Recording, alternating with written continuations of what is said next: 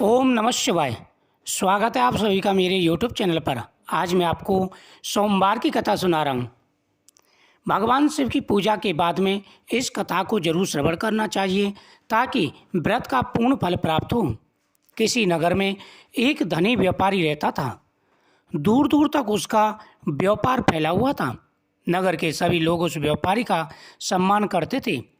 इतना सब कुछ संपन्न होने के बाद भी वह व्यापारी दुखी था क्योंकि उसके कोई पुत्र नहीं था, जिस कारण अपने मृत्यु के पश्चात व्यापार के उत्तराधिकारी की चिंता उसे हमेशा सताती रहती थी। पुत्र प्राप्ति की इच्छा से व्यापारी प्रत्येक सोमवार भगवान शिव की व्रत पूजा किया करता था और शाम के समय शिव मंदिर में जाकर शिव जी के सामने घी का दीपक जलाया करता था।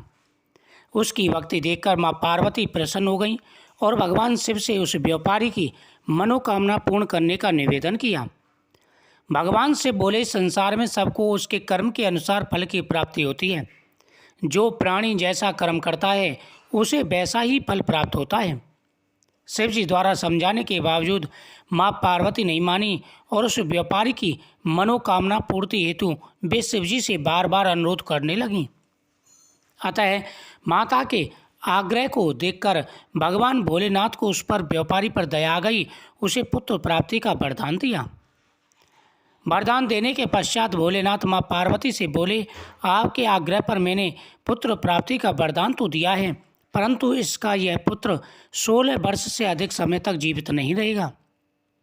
उसी रात भगवान शिव उस व्यापारी के स्वप्न में आए और उसे पुत्र प्राप्ति का वरदान दिया और उसके पुत्र के 16 वर्ष तक जीवित रहने का भी बात बताई। भगवान के वरदान से व्यापारी खुशी तो हुआ, लेकिन पुत्र की अल्पायु की चिंता उस खुशी को नष्ट कर दिया। व्यापारी पहले की तरह सोमवार के दिन भगवान शिव का विधिवत व्रत करता रहा। कुछ दिनों के बाद उसके घर एक अति सुंदर बालक ने जन्म लिया।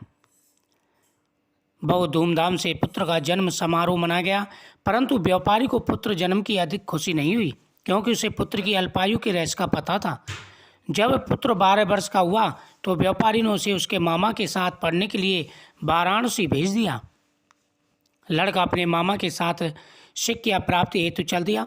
रास्ते में जहाँ भी मामा भांजे विश्राम हेतु रुकते, वहीं यज्ञ करते हुए ब्राह्मणों को भोजन कराते जाते।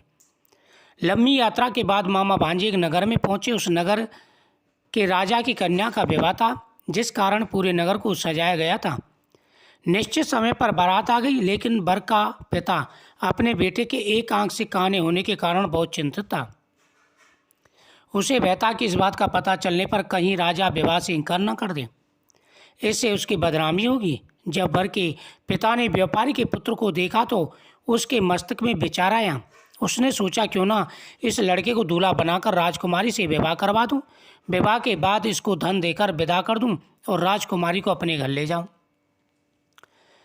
वर के पिता ने लड़के के मामा से इस संबंध में बात की। मामा ने धन मिलने के लालच में वर के पिता की बात स्वीकार कर ली।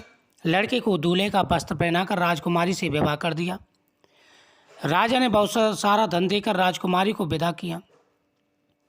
शादी के बाद लड़का जब राजकुमारी के साथ लौट रहा था तो वह सच नहीं छिपा सका और उसने राजकुमारी की ओढ़नी पर लिख दिया, राजकुमारी, तुम्हारा विवाह मेरे साथ हुआ है। मैं तो वाराणसी पढ़ने के लिए जा रहा हूँ। अब तुम्हें जिस नवयुवक की पत्नी बनाना पड़ेगा वह कान्हा है। जब राजकुमारी ने अपनी ओढ़नी पर लिखा हुआ वह संदेश पढ़ा तो उसने कान्हे लड़के के साथ जाने से इनकार कर दिया।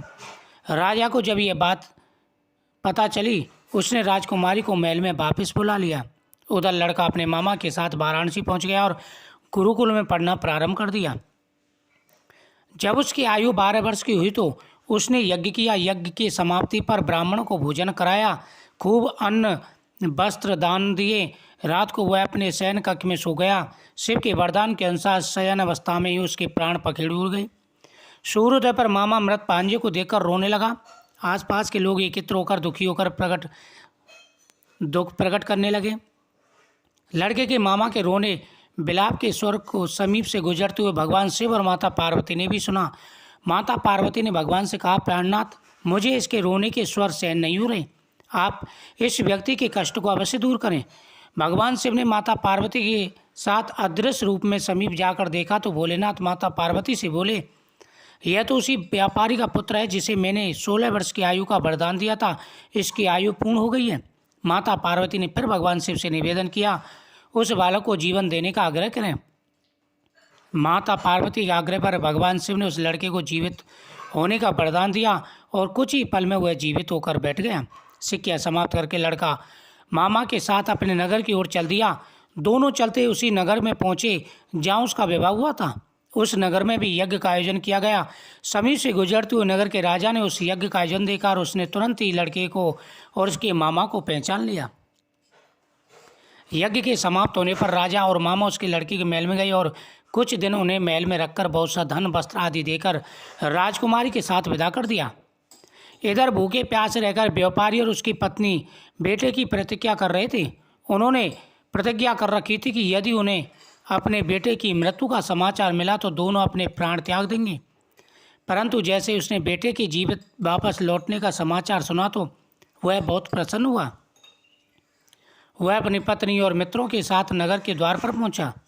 अपने बेटे की विवाह का समाचार सुनकर पुत्र वधू राजकुमारी को देखकर उसकी खुशी का ठिकाना न रहा। उसी रात भगवान शिव ने व्यापारी के स्वप्न में आकर कहा, हे व्यापारी, मैंने तेरे सोमवार के व्रत करने और व्रत कथा सुनने से प्रसन्न होकर तेरे पुत्र को लंबी आयु की वरदान दिया है। पुत्र की लंबी आयु जानकर व्यापारी बहुत प्रसन्न हुआ। उसकी खुशी का ठिकाना न रहा। शिव भक्त होने तथा सोमवार का व्रत करने से व्यापारी की सभी मनोकामनाएं पूर्ण हुई। इसी प्रकार जो भक्त सोमवार का विधि पूर्वक व्रत करते हैं और व्रत कथा सुनते हैं उनकी सभी मनोकामनाएं पूरी हो जाती हैं।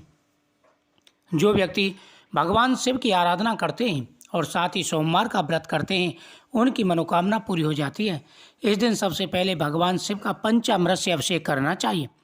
ओम नमः शिवाय मंत्र का जाप करते हुए भगवान शिव का अभिषेक करें। अभिषेक करने के बाद में भगवान शिव से प्रार्थना करें कि हे प्रभु, हमारे ऊपर अपनी कृपा दृष्टि बनाए रखें। उसके बाद में भगवान को गंगा जल अर्पण करें, फिर भगवान को चंदन लगाएं। उसके बाद में बेलपत्र, भांग, धतूरा, साथ ही पुष्प भगवान शिव को अर्पण करें। भगवान के सामने दीपक जलाएं और साथ ही फल भगवान को अर्पण करें और चूरी का प्रसाद, आटे का प्रसाद बना के भगवान को अर्पण करें। फिर इस कथा का श्रवण करें। सच्चे मन से की गई पूजा में बहुत शक्ति होती है। भगवान शिव प्रसन्न होकर के अपने भक्तों की मनोकामना पूरी करते हैं। दोस्तों, यह कथा बहुत ही सुंदर है और इस कथा के श्रवण करने से सोमवार के व्रत का पूरा फल प्राप्त होता है। वीडियो को शेयर करें, चैनल को सब्सक्राइब करें, कमेंट में ओम नमः शिवाय जरूर लिखें। भोलेनाथ प्रसन्न होकर के आप सभी की मनोकामना पूरी करेंगे। साथ ही माता पार्वती की पूजा भी करें। इससे माता पार्वती के आग्रह पर भगवान शिव ने बेटे को